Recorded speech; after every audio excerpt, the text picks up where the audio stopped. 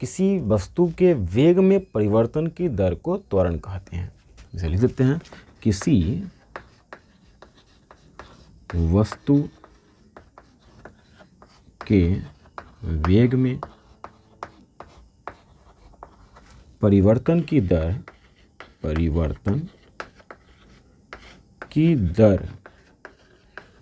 को त्वरण कहते हैं।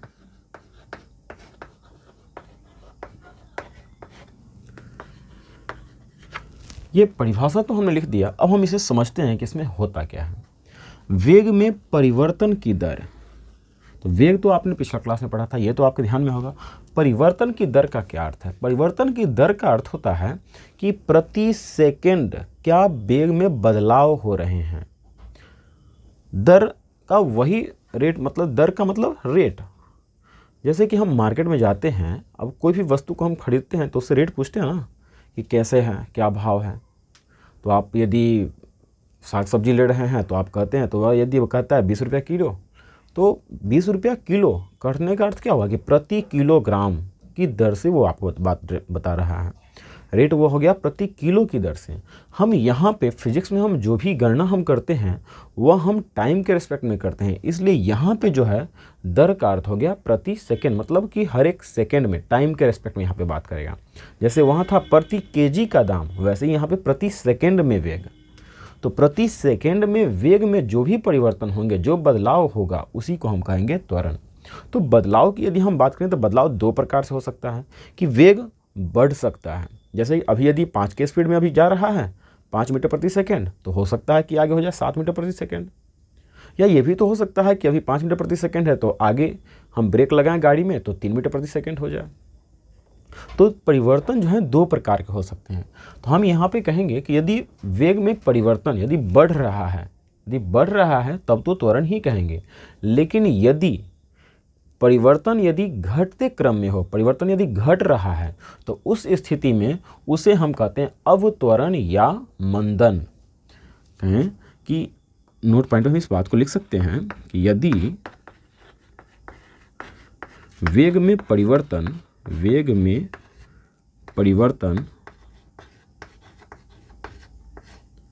की दर घटते क्रम में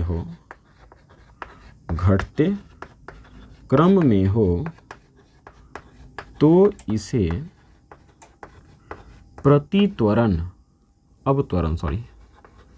अवत्वरण या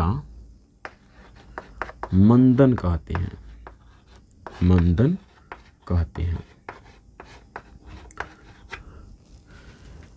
इसे हम एक और प्रकार समझ सकते हैं। तो त्वरण जो है सो यह दो प्रकार के होते हैं। पहला तो हमने समझ लिया कि एक तो त्वरण ही होगा, वेग यदि बढ़ रहा है तो उस कंडीशन में, और एक दूसरा कंडीशन वेग घटने के क्रम में।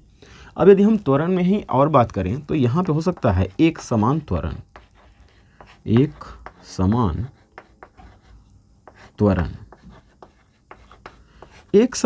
का मतलब है, इसका अर्थ हम समझते हैं कि यदि मान के चलिए कि आपका वेग, अभी आपने गणना स्टार्ट किया, यदि आपका टाइमिंग हम यहाँ पे दिखा रहे हैं और यहाँ पे आपका वेग ले रहे हैं, वेलोसिटी।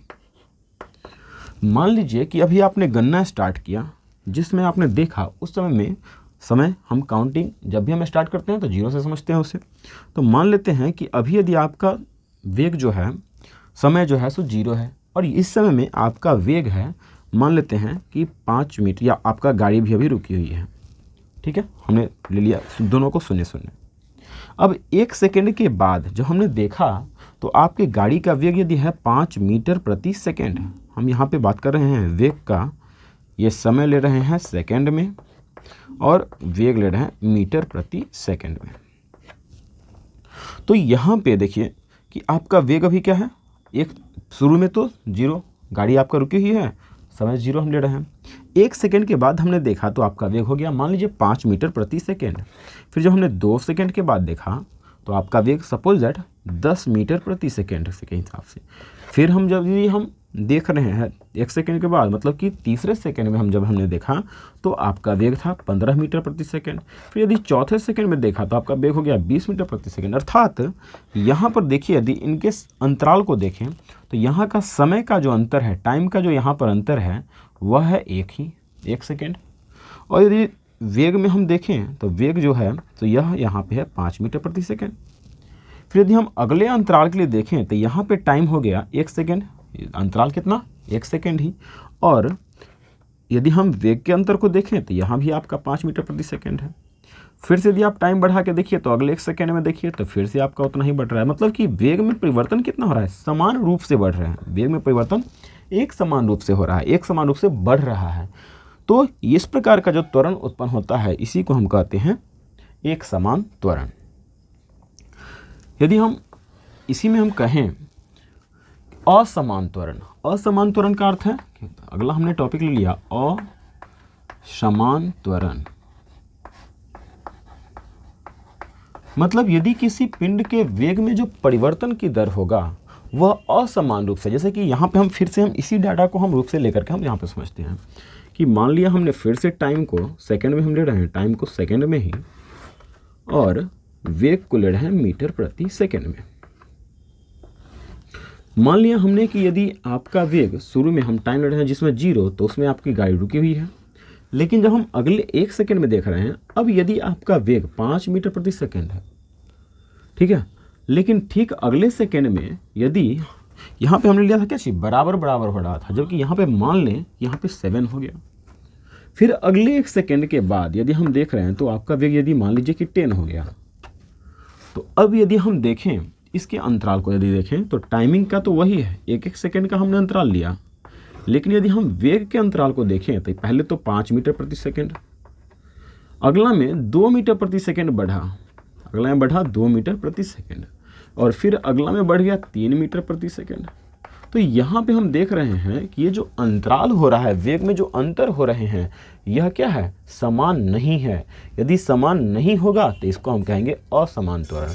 अर्थात यदि किसी पिंड के वेग में परिवर्तन की दर यदि एक समान रूप से हो, समान रूप से यदि होता है तो उसको हम कहते हैं एक समान त्वरण।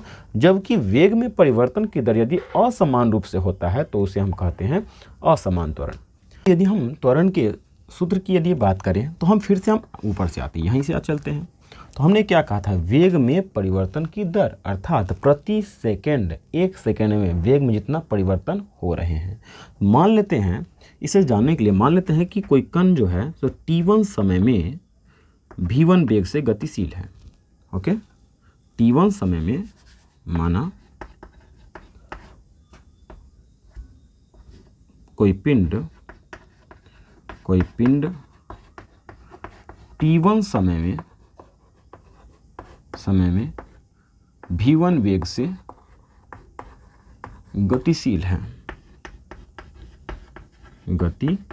है तथा t2 समय में v2 वेग से गतिशील हो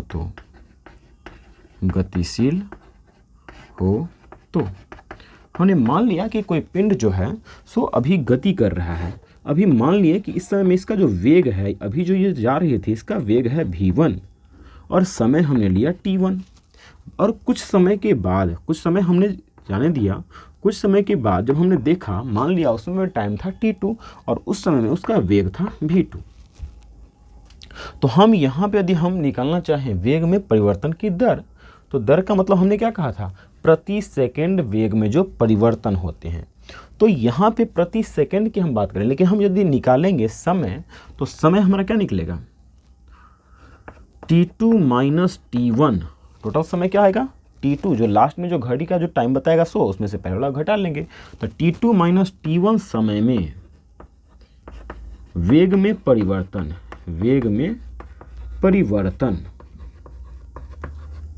कितना हो जाएगा, तो v2 बाद में है माइनस v1। यहाँ पे आपको ध्यान में रहे कि v2 माइनस v1 हमने किया है, ये हम त्वरण लेकर के चल रहे हैं। यदि वही मंदन की स्थिति होती तो पहले का वेग v1 का वेग अधिक होता, v2 का वेग कम होता। तो उस स्थिति में हम लेते हैं, यदि मंदन की स्थिति होती तो हम लेते हैं v1 माइनस v2। लेकिन यदि हम त्वरण की स्थिति लेते हैं तो बाद का वेग अधिक होता है, पहले का वेग कम होता है, तो हम यहाँ पे लेंगे v2 minus v1।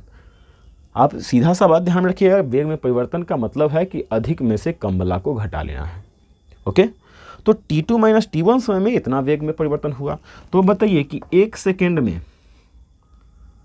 t2 minus t1 समय को हम सेकेंड में यदि लेते हैं तो यहाँ पे लिखते हैं सेकेंड, हम लिख ही रहे हैं सेकेंड में वेग में परिवर्तन इतना, तो 1 सेकेंड में वेग में परिवर्तन क्या निकल जाएगा, वेग में परिवर्तन।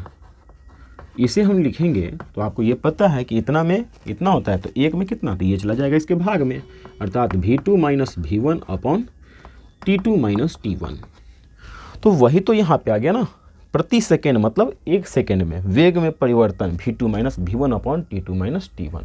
तो यही तो आ गया मेरा फॉर्मूला कि एक सेकेंड में वेग में परिवर्तन, तो इसी को तो कहते थे त्वरण, और त्वरण का इंग्लिश होता है एक्सेलरेशन, जिसे हम सूचित करते हैं, इसलिए त्वरण को सूचित करेंगे स्मॉल a से। तो स्मॉल a बराबर हो गया v2 minus v1 upon t2 minus t1। और इस प्रकार से हम त्वरण के बारे में जान सकते हैं, त्वरण के सूत्र को। अब यदि हम इसके मात्रक की बात करें तो हम इसे मिटा दें ऊपर से, आपको निकल के आया अभी a equal v2 minus v1 upon t2 minus t1। तो यहाँ से आप समझ सकते हैं कि ये पूरा का पूरा वेग में से वेग घटेगा तो आपको वेग ही देगा, और यदि हम समय में से समय को घटाएंगे तो समय ही देगा। अर्थात यहाँ से हम कहें तो इसके यदि मात्रक की यदि हम बात करें तो वेग का तो आपको पता है मीटर प्रति सेकेंड, ओके, और नीचे में है टाइम, टाइम का फिर से सेकेंड, ठीक है। तो इसे यदि हम सॉल्व करें तो ऊपर में रहेगा मीटर, और ये जो है मीटर प्रति सेकेंड, इसके बाय में कुछ नहीं मतलब 1, इस बाई को यदि हम मल्टीप्लाई में चेंज करें, सॉरी ये सेकेंड है, तो ये वाला उल्टा हो जाएगा, अर्थात 1/सेकेंड, अर्थात मीटर प्रति सेकेंड स्क्वायर। ये हो गया हमारा इसका मात्रक। उसी प्रकार यदि हम इसकी राशि की बात करें तो यह देखें कि वेग कौन सी राशि है, सदिश राशि है।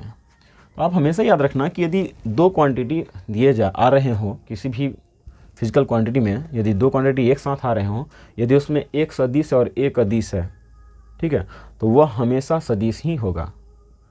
हाँ, यदि दो यदि पार्ट है, दोनों के दोनों सदिश है, तो वह सदिश भी हो सकता है, अदिश भी हो सकता है, क्योंकि सदिशों का जो गुणनफल होता है अदिश गुणनफल भी होता है और सदिश गुणनफल भी होता है। इसलिए इस बात को याद रखिए कि यदि एक सदिश है तो कंफर्म है कि वह सदिश ही होगा, अर्थात ये भी होगा सदिश राशि है। त्वरण कौन सी राशि है, तो त्वरण एक सदिश राशि है, इसका मात्रक होगा मीटर प्रति सेकेंड स्क्वायर। तो इस प्रकार से हम त्वरण को हम समझ सकते हैं। हम अगला